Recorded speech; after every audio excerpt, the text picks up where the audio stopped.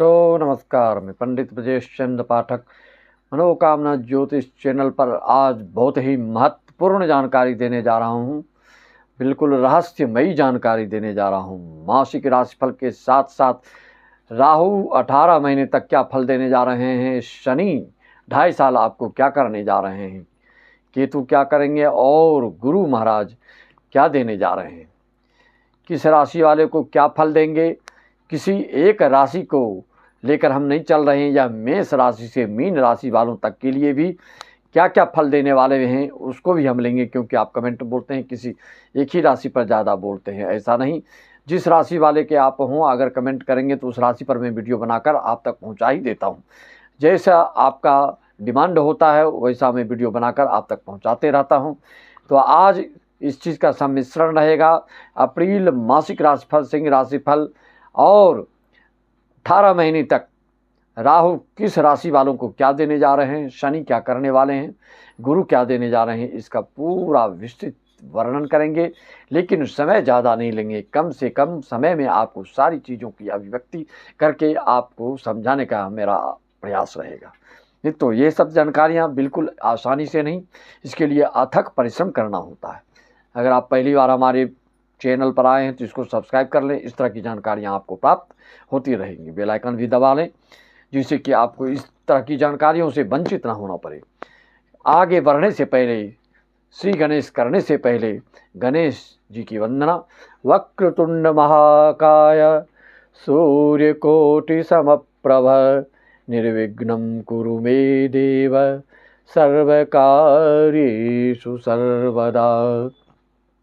मित्रों, आप जैसा कि जानते हैं शनि जिसके कुंडली में शुभ है और अभी यह जिस की कुंडलियों में शुभ है और शुभ योग में, शुभ गोचर में हैं, इनकी दशा अंतर्दशा चल रही हो तो आपके लिए बिल्कुल धन की वर्षा प्राप्ति करने में कोई रोक नहीं सकता। अगर कोई रोक रहा है, कोई अवरोध आ रहा है, किसी तरह की रुकावट आ रही है तो उसके लिए हम जो निदान, जो आपको रेमेडी बताएंगे, उसका जो मेडिटेशन बताएंगे, पूजा पाठ मंत्र तंत्र आदि बताएंगे, उस पर भी आपको ध्यान देना होगा। उससे आपको काफ़ी राहत मिलेगी। छोटी मोटी अवरोध और जो दिक्कत आती है वो रेमेडी आदि से काम बनते हैं, ऐसा नहीं कि ये काम नहीं करता है। कभी कभी छोटे छोटे काम से बड़े काम भी बन जाते हैं, ऐसा भी वर्णन आया है ज्योतिष शास्त्र में। तो अप्रैल में क्या होने वाला है और मेष राशि से मीन राशि वालों के लिए राहु आपकी कुंडली में कहाँ पर क्या है तो वह क्या फल देने जा रहे हैं उसकी हम चर्चा प्रारंभ करते हैं।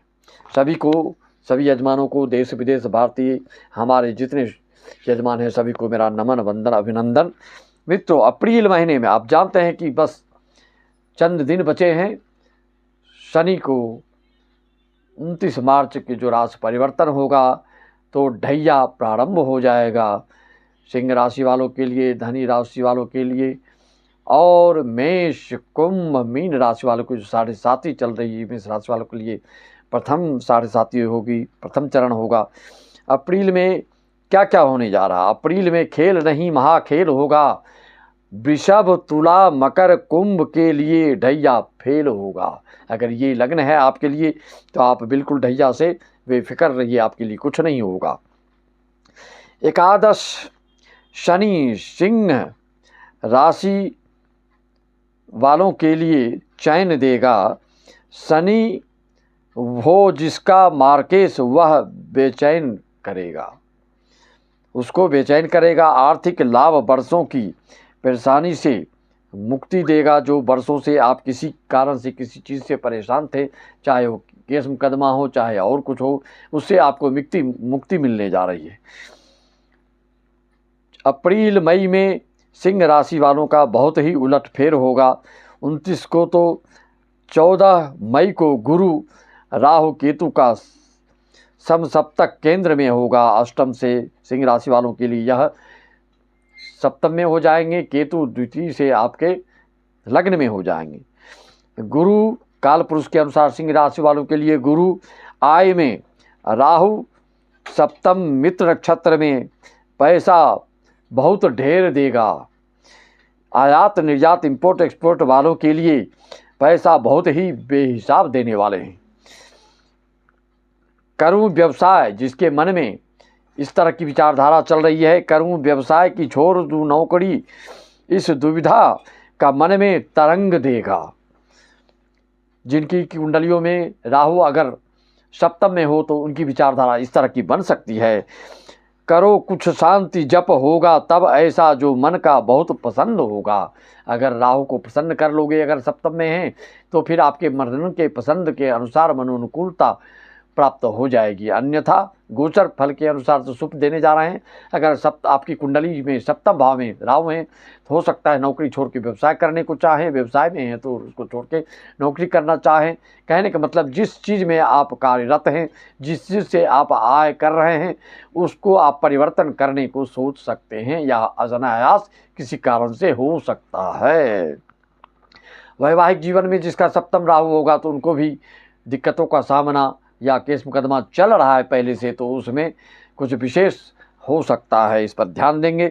अगर आपको अपनी कुंडली का विश्लेषण करवाना है तो 501 रुपये में आप सारी जानकारियां प्राप्त कर सकते हैं। उसका निदान, उसका उपाय, उसका परिहार जो भी आपको चाहिए आप संपर्क साध करके उसका मार्गदर्शन ले सकते हैं, अपनी कुंडलियों का प्रेडिक्शन करवा सकते हैं।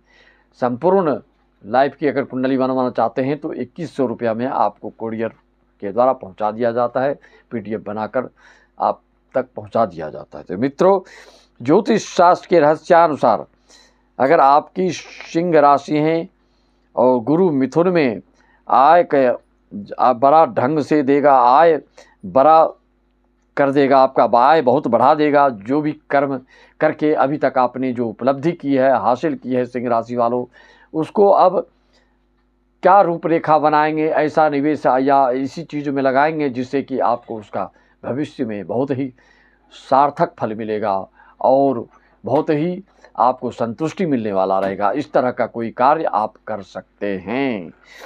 वृषभ राशि, अगर सिंह राशि है, अगर आप कुंभ लग्न है तो आपके चतुर्थ भाव की वृषभ राशि होती है।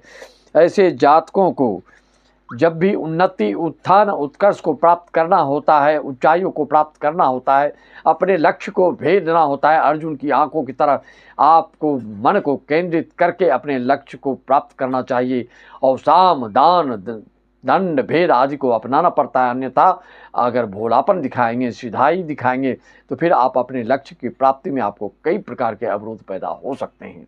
इसको गांठ बांध करके आप रख लीजिए। थोड़ी से छोटे से कम समय में आपको बहुत बड़ी बड़ी जानकारियां प्रदान कर रहा हूं। मित्रों, कुंभ लग्न में वृषभ चतुर्थ होगा तो गुरु का गोचर आपके मिथुन आय में होगा जिससे कि बहुत ही लाभ होगा। और अब मेष राशि से मीन राशि तक वालों के लिए आप अपनी कुंडली तुरंत उलट करके देखें। जो मैं बता रहा हूँ वह फल आपको निश्चित तौर पे मिलता है और मिलेगा गोचर में भी।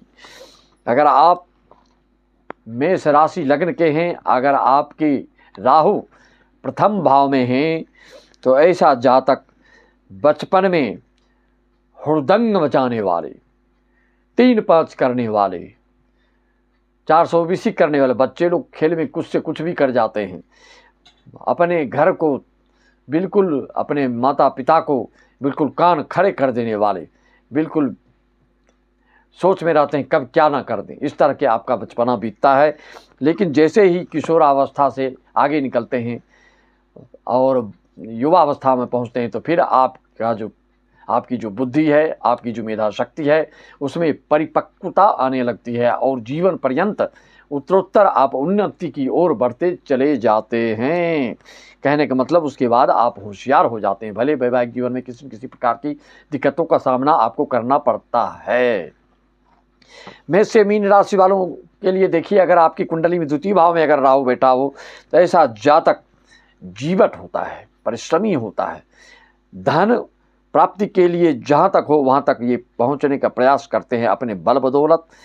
लेकिन आपका जुबान थोड़ा फिसलने वाला होता है, जुबान से आप थोड़ा कटु भाषी हो सकते हैं और आपके जुबान पर कायम रखना थोड़ी मुश्किल होता है और कुटुंब परिवार से थोड़ा सा दूरी भी आपकी हो सकती है अगर शुभ स्थिति में ना हो।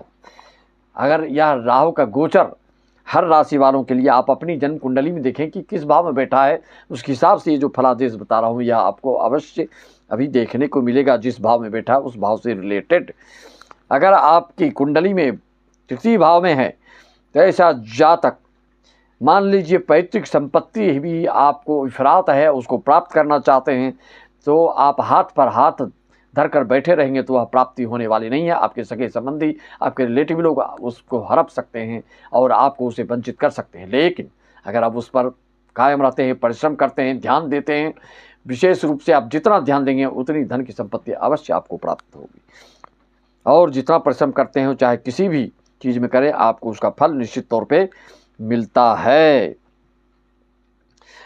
और मेहनत के दम पे आप बड़ी बड़ी चीज़ों को हासिल जिंदगी में कर लेते हैं। तृतीय भाव वाले चतुर्थ भाव में हो तो ऐसे जातकों के घर में मॉडर्न चीज़ों से परिपूर्णता पाई जाती है। आधुनिकीकरण की जो चीज़ें आ रही हैं वो आपके घर में निश्चित तौर पे होगा। और जो कोई कितना अमीर धन्ना सेठ हो, उनके घर में नहीं होगा, वो चीज़ आपके घर में होगा, चाहे उसका कारण जो हो, जिस तरह से हो। लेकिन यह विचारधारा में न्यूनता पैदा करते हैं और ग्रहों की अगर अनुकूलता प्राप्त ना हो, शुभ दृष्टि ना हो लग्न आदि पर, तो यह आपको विचारधारा में न्यूनता पैदा कर सकते हैं, आपकी विचार को गिरा सकते हैं और कुसंगों में डाल सकते हैं। इससे आपको परहेज करना होगा, इसका कोई उपाय करना होगा। मित्रों, जिसका चतुर्थ भाव में राहु होता है उसके घर में अस्त व्यस्त सामान और छत पर भी बहुत सारे सामान देखे गए हैं। इनको जब तक आप साफ़ सुथरा नहीं करेंगे और इस दोष का समाप्त नहीं करेंगे, तब तक आपकी भाग्य वृद्धि में अवरोध पैदा होते रहता है। यह इसको भी जान लीजिए।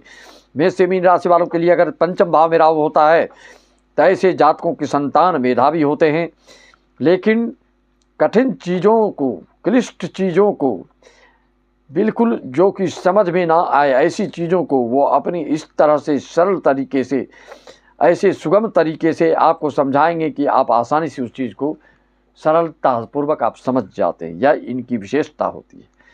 अगर राहु आपके षष्ठम भाव में हो तो ऐसा जातक को कहीं भी किसी भी तरह की प्रतियोगिता हो या एक दूसरे को हार जीत की बात हो या किसी तरह की प्रतिस्पर्धा हो, तो ऐसा जातक बिल्कुल विजय हासिल करता है और शत्रुओं जो है आपके सामने नतमस्तक रहता है। शत्रु आपके ऊपर हावी कभी भी नहीं हो सकता है। षष्ठम भाव आप जानते हैं कि ऋण, रोग आदि व्याधि का है, तो षष्ठम राहु शत्रुओं को परास्त कर देता है। अगर राहु आपका सप्तम भाव में हो तो ऐसे लोगों को पूर्व जन्म की खराब गतिविधि अपने दाम्पत्य जीवन के कारण इस जन्म में राहु आपका सप्तम होता है। अगर आपकी कुंडली में सप्तम में हो, गोचर में यह आपके किस भाव में पड़ रहे हैं उसके हिसाब से आपको अपनी कुंडली दिखानी होगी। पार्टनर से आपके सामंजस्यता का अभाव होता है और आपको, लेकिन रोजगार, उद्योग धंधा, व्यवसाय, बिजनेस में यह परिवर्तन कराने वाला होता है। इस चीज़ को आप ध्यान में रखें। अगर राहु आपका अष्टम में हो, ऐसे जातक कि किसी न किसी चीज़ में बिल्कुल मजबूती से, शारीरिक रूप से सौष्ठव शरीर वाला होता है। ससुराल आपके गरीब ससुराल हो सकते हैं और धन की बहुत ही, आप अगर स्पष्ट रूप से कहा जाए तो लालची होते हैं। धन के लिए आप कुछ भी करने को तैयार होते हैं। षड्यंत्र के तहत धन को ज़्यादा से ज़्यादा अर्जित कर लेते हैं, लेकिन किसी न किसी विशेष गूढ़ विद्या का आप जानकार होते हैं, चाहे वो धन कमाने के मामले हों, चाहे और किसी तरह की बात हो। अगर राहु नवम भाव में हो तो ऐसे जातक को भाग्य में अचानक उथल पुथल, उत्थान, उन्नति, अवनति होती रहती है। इस पर आपको ध्यान देना होता है। जीवन में कभी शुभ ही शुभ तो कभी अशुभ ही अशुभ जैसी स्थितियों का सामना आपको करना पड़ सकता है।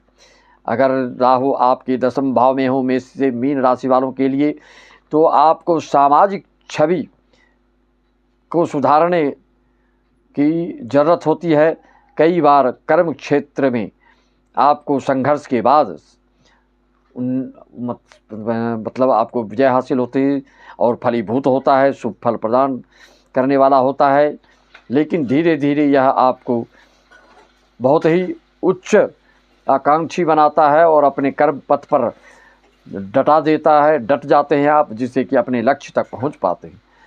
अगर आप में से मीन राशि वालों के लिए एकादश भाव में हो तो ऐसे जातकों के लिए विद्यार्जन में कभी कभी विलम्ब हो जाती है, संतान प्राप्ति में देर हो जाती है और आपके विचारधारा में कभी कभी न्यूनता पैदा करने वाला हो जाता है।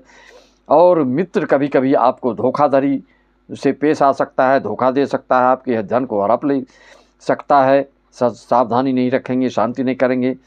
आम तौर पर इस तरह की फलादेश आपको जनरल प्रेडिक्शन में इसी तरह के देखा जाएगा। विशेष आपको अपना फलादेश कुंडली को प्राप्त करना है तो आप संपर्क साध सकते हैं। द्वादश भाव में जिसका राहु होता है तो वह सपनों में ख्याली पुलाव बनाने वाला होता है, बहुत सारी चीज़ों को सोचते रहता है, जिसको कि धरातल पर लाने में बहुत ही मेहनत करना पड़ता है उसको। उसके लिए वो करता है तो उस चीज़ को प्राप्त करता है, नहीं तो सिर्फ सोच विचार करने से कुछ हासिल नहीं होता है। और गलत संगत से आपको दूर रहना चाहिए, गलत विचारधारा से आपको दूर रहना चाहिए।